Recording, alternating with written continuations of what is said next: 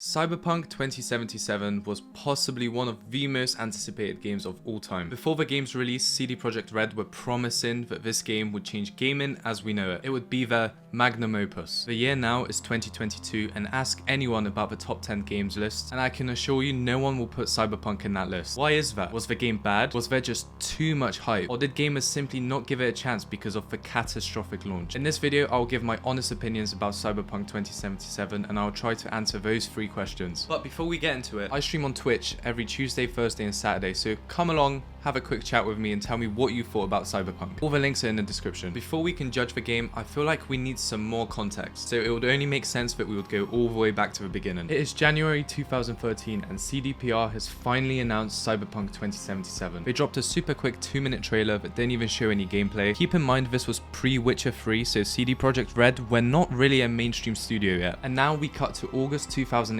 After 5 years of radio silence from CD Projekt Red and the immense success of The Witcher 3, we were shown the first gameplay for Cyberpunk 2077. And let's just say people got hyped. And now we fast forward onto June 2019. The E3 presentation where they showed Keanu Reeves was in the game. At this point, the hype levels were just insane. Now, everyone and the grandmas were excited about Cyberpunk. Cyberpunk was so close and the 7 years of waiting have finally paid off. The game is coming out. We are now at December 2020. Let's go.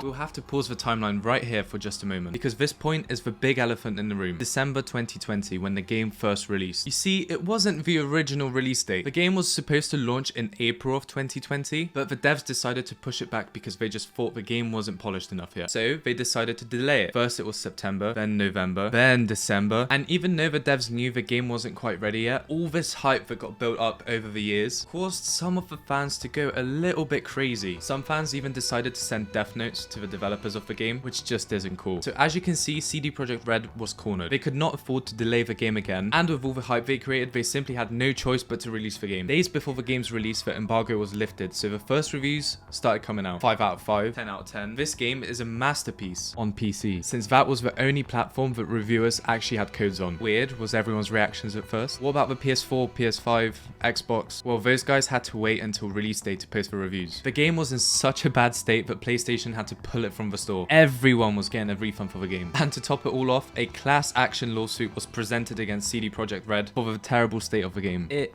was a media frenzy.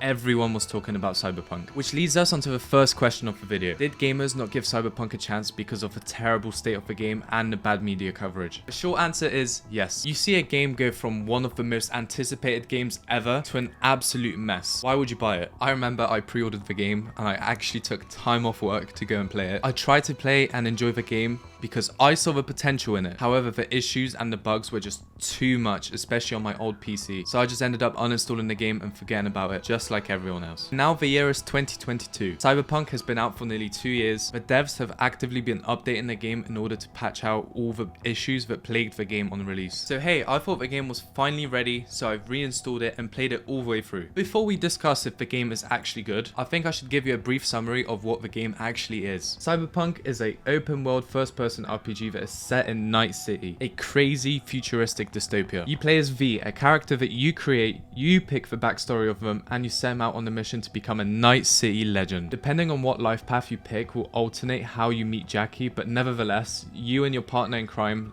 land a job, well, a heist more specifically, during which things go terribly wrong and you are stuck with a big problem that you have to sort out. In a nutshell, that's Cyberpunk. So now you know what Cyberpunk is and all the context behind its launch. Which brings us onto the main question of the video. Is Cyberpunk 2077 a good game? Here's how I'm going to attempt to answer that question. I'll tell you everything that I think is good about the game, everything that is bad about the game, and everything about the game that is just straight up clapped. So let's start off with the good. The world. Night City is incredible. Truly unlike any other city that I have seen in a video game. You can tell that the devs put a lot of hard work and effort into building this city just by how detailed it is. The uniqueness of each zone that you explore, from sprawling city centre where the wealthy corporate residents drive the flashy cars, to the red light district of Westbrook that is filled with colourful neon lights and shops selling toys that I can't really show in this video because I don't want to get demonetized. And that is just the city. Outside the giant metropolis, you have the deserts that are filled with secrets waiting for you to find, as well as plenty of abandoned homes and mountains of landfill. Each area is distinct in its looks and is brimming with history and lore, but not in a here's some exposition kind of way, but more by showing you the history of the area through the amazing environmental design done by CD Projekt. I think one of the best examples of this is Pacifica. Originally, it was supposed to be Night City's vacation resort for the ultra wealthy, but due to fears of an incoming war, all the funding was pulled, making Pacifica a lawless combat zone occupied by gangs such as the Voodoo Boys. I remember accidentally getting to Pacifica because I was just driving around doing nothing, and I was just stunned seeing all these crazy hotels, beautiful beaches, all just torn down and abandoned. And the only thing I could think about was what the hell happened. Speaking of gangs, we have to talk about the different factions of Night City. Tiger Claws, Maelstrom, and previously mentioned Voodoo Boys, and that's just to name a few. They are all really well fleshed out with their own lore and struggles that they are dealing with, and I have to say they all look so cool. Tell me you weren't absolutely terrified of the Maelstrom when you first meet them in that factory mission. Side quests. CD Projekt are known for making incredible side content, and that is no different here. Although the quest design can be a little bit simple sometimes, go take this guy to this place. It's the story design behind these quests that makes them worth the while. For example, that quest that I just talked about where you just have to pick up some guy and drop him off somewhere. Seems pretty simple, right? Well, actually you find the guy panicking and screaming because his crotch is on fire after his cheap penis enlargement implant malfunctioned, and he's begging you to take him to hospital. Doesn't really sound that boring now, does it? And I think the best part about the side content in Cyberpunk is that you can tell a lot of work went into it. Some of the stories and missions that you do feel just as grand and exciting as the main story of Cyberpunk. From murder investigations with crooked cops to performing on stage at a metal concert, there's just so much you can do. I was just waiting for the in-game phone to go off with the text message inviting me onto my next side quest. Oh, also, love interests in the game, and if you do their side content, you'll be rewarded with stuff. Roleplay possibilities. The game gives you a lot of freedom to roleplay. From the character creator, which is surprisingly complex, if you know what I'm saying, to the life path options, which determine V's upbringing and the knowledge on the city. There is a lot of room for creativity here. Most missions and levels are designed in a way that you can approach them basically however you like. Whether it's talking your way through, or sneaking in, or just going in guns blazing, which is how I ended up doing it most of the time after my sneaking failed. Whatever you want your game style to be, a very intimidating skill tree is there to help you with your build. With just a stupid amount of perks and skills, the game encourages you to experiment by allowing you to pay a small fee, reset all your skills, and try again with a different approach. The gameplay. Possibly the most surprising part about Cyberpunk is how well it plays as an FPS game. Considering this is CD Projekt's first attempt in the genre, you have to give it to them. It plays really well. The gunplay feels really good, and a wide range of weapons complement that really well. From smart weapons that basically have aimbot, to ricochet guns that have bullets that bounce off walls to hit your enemies behind the cover. I was always really excited whenever I found a new weapon type just to see what this baby can do. And the guns in Cyberpunk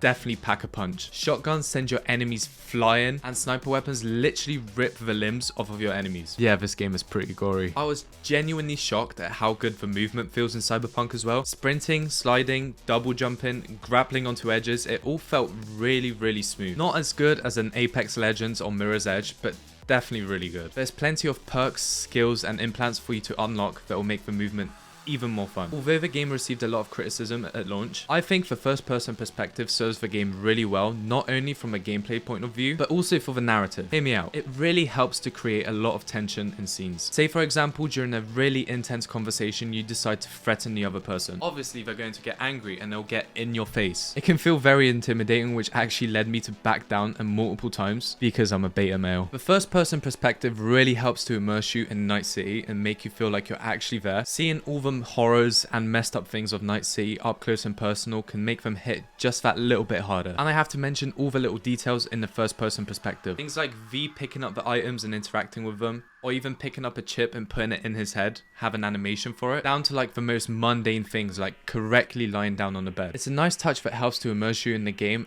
and it just shows how much effort the devs put in. Johnny and V. Turns out I have a kink for games that put you with a companion that you don't really like at the start but are forced to be with them. Ellie in The Last of Us, Joker in Arkham Knight, and Johnny Silverhand in Cyberpunk. These characters that you really don't get along with at the start of the game, but as the game progresses, you learn to accept them, care for them, and actually look forward to interacting with them. Yeah, that's in Cyberpunk. You and Johnny are forced to be together at the start of the game, and you do not like each other. But as you learn more about Johnny and and his motives. You grow to like him and his messed up sense of humor, which is weird to say considering he is a terrorist. And I am so glad CD Projekt went above and beyond and didn't reserve Johnny just for the main story. You can expect Johnny to pop up and make one of his snarky comments even when you are doing one of the smallest side missions in the game. It's really sad to admit, but by the end of the game I was excited whenever I saw the glitch animation because that meant that Johnny was about to pop up. Just so I could listen to his sarcastic joke and wait for V to tell him to shut up. CD Barr's betrayal of beguiling woman sounds like something out of a pulpy noir thriller. Pepe was used to listening to his customers' complaints, but now it was he who needed to get something off his chest. It was the same old story, an unfaithful wife in a city where everything was uncertain. You about done? I'm trying to focus. If you think about it, it's really crazy to see V and Johnny go from wanting to kill one another to Johnny confessing that he would take a bullet for V in some rundown hotel. Side note, I absolutely love the casting choice of Keanu Reeves as Johnny Silverhand. I just think it's hilarious they chose one of the most nice and polite celebrities in the whole world to play a psycho terrorist who's just an asshole. Graphics and audio. The game has been out nearly for 2 years at this point and it still impresses me with the visuals. Night City can look absolutely gorgeous, especially during the nighttime. The lighting alone is just mwah. Walking through the city centre at night and seeing all the neon lights reflect their light onto the wet pavement, oh, it just looks so good. I will admit I spent a lot of time in the game just walking around and admiring it and just taking it all in. I should probably also mention that the graphics have been improved since launch with the updates and patches, and I am really glad that I waited until now to play the game so I can experience it in this beautiful graphical fidelity. The audio in this game is actually kind of underrated, especially the ambient music during the missions. It will start off slow and quiet, but as the mission picks up momentum and reaches towards its climax, so does the music. This can actually add to the tension as the ambient music sometimes feels like a heartbeat, so as the action in the mission picks up, so does V's heart rate. Should be inside, but I got 0 eyes on her biomon. Fingers crossed it's not too late. Watch it.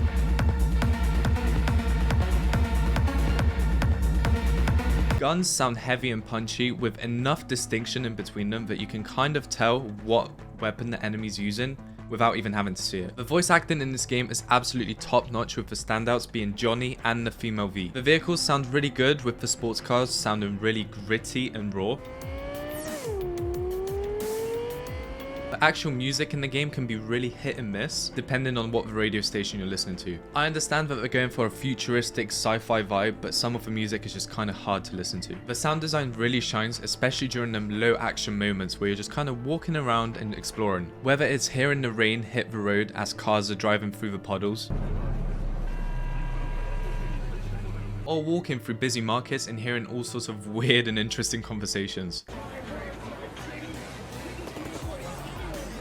We are now going to talk about the bad parts of the game. Obviously, big elephant in the room is the technical issues. Like I said, the game at launch was basically unplayable. However, the devs have been working hard to try and patch out the game and just make it as smooth as possible. So I've got to give them props for that. But the game is still far from perfect. I would get frequent technical issues throughout my playthrough. From small issues like NPCs randomly appearing or glitching through the map, to big technical issues that were actually immersion breaking, like the game dropping to literally below 10 FPS during the parade sequence, probably because there was just so much going on. But nevertheless, it was really disappointing because it was supposed to be a big climactic sequence and I could barely experience it because, well, 10 FPS. And I got a couple really weird immersion breaking bugs. For example, during the chip heist when V is supposed to jump off the roof, I pressed the button to jump, but my character just glitched through the map and started spinning in first person, and then it just cut to black and that was the end of the cutscene. So yeah, not perfect. As bad as it sounds, it didn't ruin my game, it was just kind of annoying, so it all kind of depends on your tolerance towards things like bugs. Honestly, it's still better than the game was at launch. Go on, son! Save me! So let's hope that the devs carry on patching the game and making it better and better. With the recent announcement of the new Witcher game though, I feel like CD Projekt's main focus is slowly going to drift away from Cyberpunk. Driving. Similar to the technical issues, driving at launch was just terrible. The vehicles were just sliding all over the road, and it just felt very disappointing, especially when you compared it to games like GTA 5 that came out in 2013. However, it has been improved. Handling feels much better now, to the point where driving around Night City is actually kind of fun, depending on what car you're driving. Sports cars, for example, like the Caliburn, actually feel really good and fun to drive, but other than that, most of the cars just feel really naff. Melee combat. If you remember the gameplay section of the video, I talked about how the guns in Cyberpunk feel really good. Did you notice how I didn't talk about the melee combat? That's because it's not good. Whether it's using your fists, katana, or the super cool cyber blades that you get in your arms, it all just feels really awkward to use, and the controls are just weird. To dodge, you double tap B, but if you single tap B, then that's crouch. So the amount of times where I try to dodge, but I just press the button once by accident, and then I'll just crouch, and then I'll just get hit and die for no reason. I don't know, am I bad, or is that just weird controls? And for some reason, the lock-on system during the melee combat is just